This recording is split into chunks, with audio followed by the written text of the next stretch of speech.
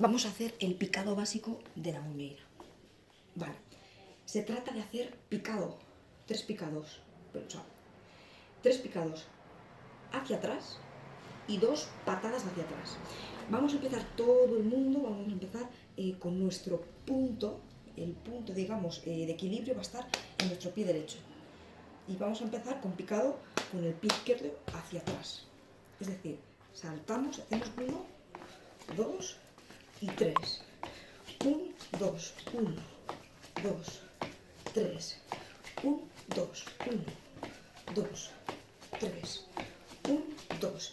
Es verdad que al empezar, cuando empezamos siempre, solo vamos a hacer 2 veces el picado hacia atrás, porque cuando empezamos la canción hay una anacruza. Entonces, tarara, 1, 2, 1, 2, 1, 2, 3, patada, patada, 1, 2, 3, patada, patada, 1, 2, 3, patada, patada, 1, 2, 3, patada, patada. O sea que comenzar sería lo siguiente.